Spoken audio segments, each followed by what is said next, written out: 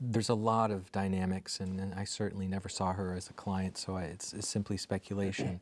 But what I can see, seeing so many of the tragedies similar to this, like Michael Jackson as well, that I always like to say ego lives from the outside in. And as an egocentric culture, that means that we are looking at ourselves through other people's eyes. And the ego is mainly interested in acceptance and approval from the outside. But that's like trying to pull ourselves up from the bootstraps. It means that our self-esteem is in other people's hands. I contrast that to what I like to simply call the soul. And I don't mean the soul in any religious or spiritual context. I simply mean it as our deepest essential core of who we are, our essential self.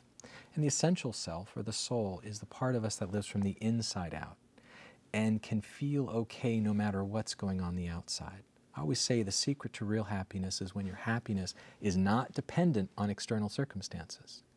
And that's what happens with the ego. Ego happiness is dependent on external circumstances. You know, getting a Grammy. If my happiness was dependent on that, that would be a really dangerous place to be, not healthy. Or if it was dependent on, you know, a particular relationship, or having a certain amount of money, or people thinking I'm the top star in the world.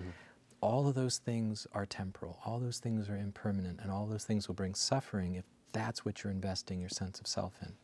So I think what happens to a lot of these stars, to be honest, I mean, they're set up in this way. We throw all this fame and fortune and money at them, and then, you know, wonder what happens when all of a sudden, you know, they're not on top, because you can't stay on top all the time.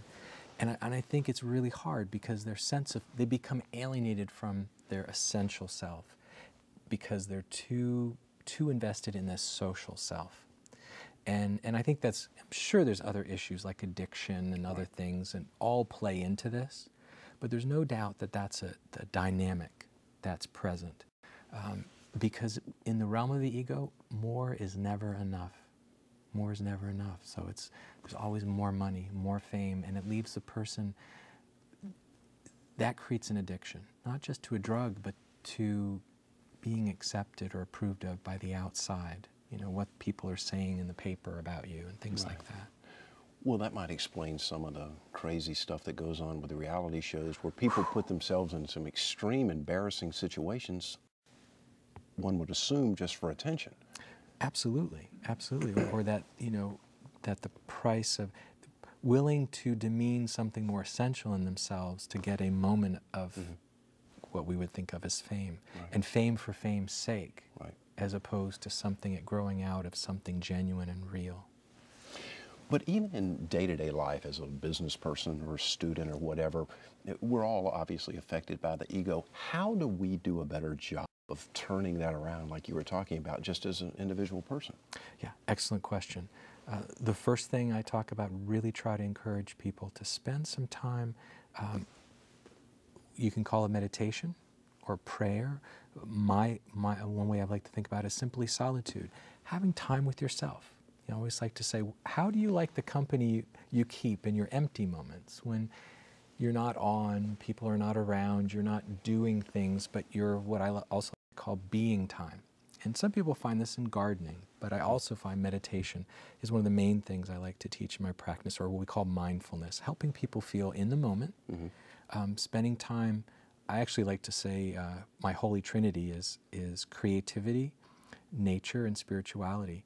So spending time in nature can be really helpful. Having a creative outlet as well.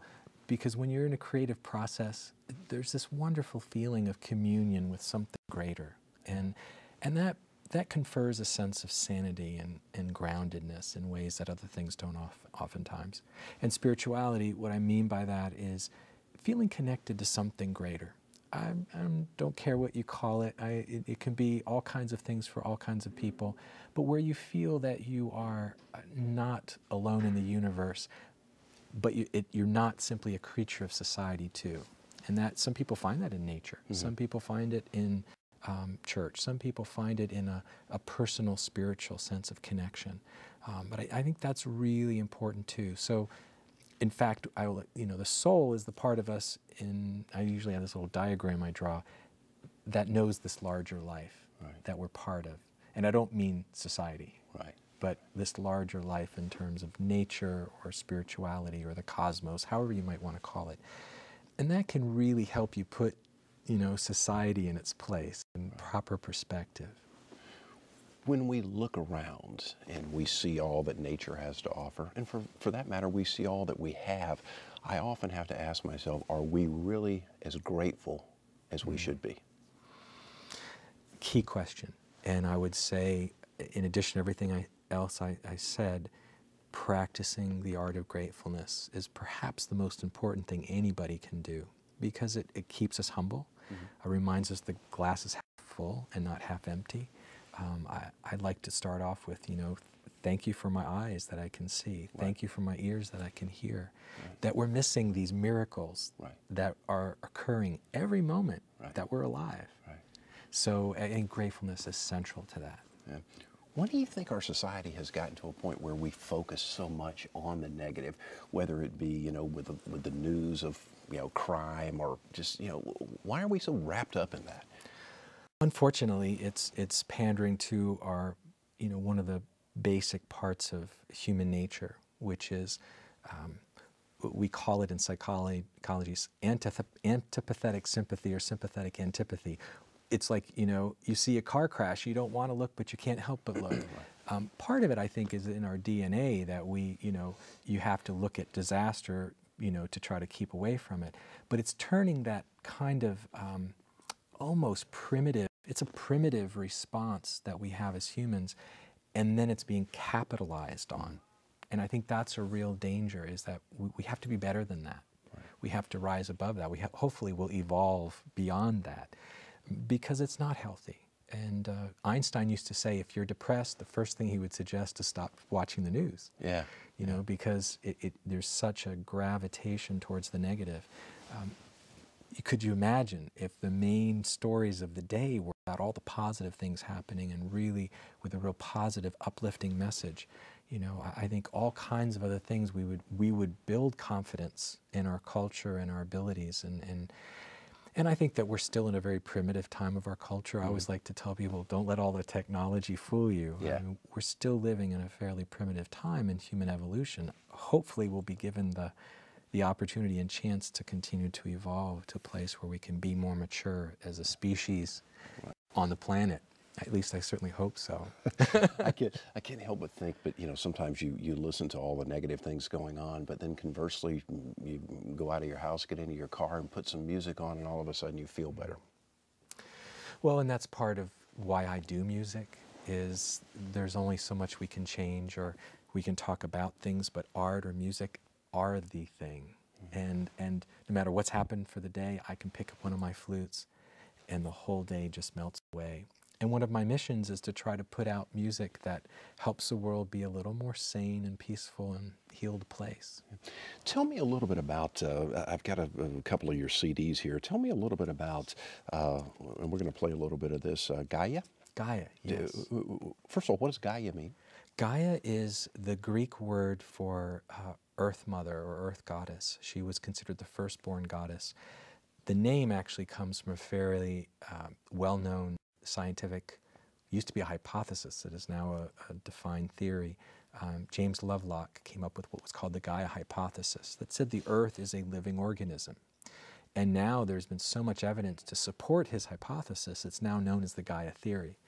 And I was composing this during the Gulf oil spill. And the message I wanted to bring was, number one, putting my grief over the spill, but also my hope for the future. And the message is about trying to realize that we are all native earthlings. We may not be Native American or Native Australian, but we are all native earthlings. We have something in common about sharing this amazing, gorgeous planet, that we're also in it together here, and that we have to start having a more healthy, functional relationship with this, with each other and our planet and the natural resources. And so it's really kind of my tone prayers and sound poems and my plea to say, hey, we're in this together.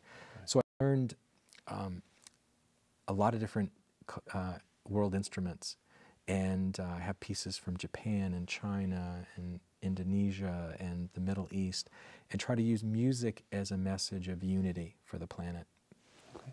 I've got about 2 minutes Bendu? That's Bendu. the new one? Just released this month, and Bendu is a Sanskrit word that means point or dot, and it's considered the moment of creation. And this means both in terms of like the Big Bang, the moment of creation of the whole universe, but also means anytime any of us are creating, you know, anytime we have that kind of aha moment. Right. So it's a very meditative album, and where a lot of my other albums explored nature as a form of healing, this one really shares, for me, I was trying to express what I often experience and find in deep meditation. And I've been a meditator and teacher meditation for close to 30 years. So I really wanted to help give people an opportunity to go within. And that's really what my music for me is about, is helping people quiet their minds, open their hearts, tune out this external crazy world a little bit, and see how many incredible resources they have inside of themselves if they'll just take a moment and listen within. Let that personal creativity flow. There you go. Absolutely. Okay, wonderful. You have also, speaking of flow, In the Flow. Now, yes, I'm very excited about this album. Was the first released by the international label Sounds True, and this was released last summer. It's the first compilation of my music, and it's called In the Flow, Music for Emotional Healing. And it's really been about, finding that creative flow. And the flow, I always like to say there is a river that flows through our heart. And to really connect to that river is to be in the flow. Fascinating. If people want to learn more about your music, the best website to go to would be? MichaelDeMaria.com is probably the simplest. DEMARIA, MichaelDeMaria.com. If you also put Michael Brant DeMaria or Michael DeMaria Music in Google, all kinds of things all will kinds of good come up. stuff will come up. Awesome. Well, best of luck. Maybe the next Grammy nomination is going to be the one. Oh, that would be amazing, Jeff. And thank you for having me. And thanks for doing the show. It's a great service to so many. Thank you so very much. I greatly appreciate it.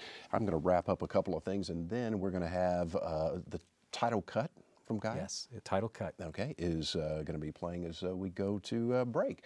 Dr. Michael DeMaria joining us today. By the way, you can see a lot more of our conversations with a wide range of interesting personalities online at wsre.org/conversations.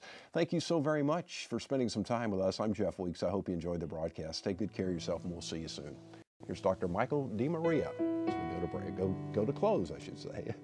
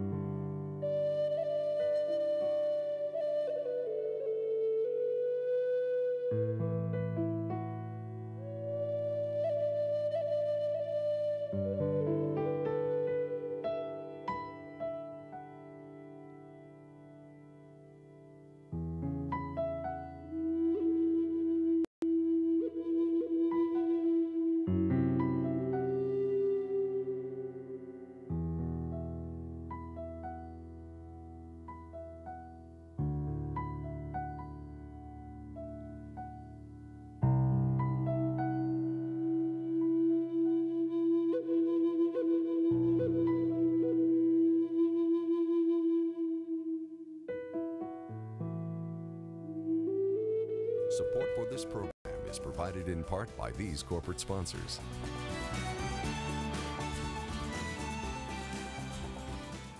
And by viewers like you.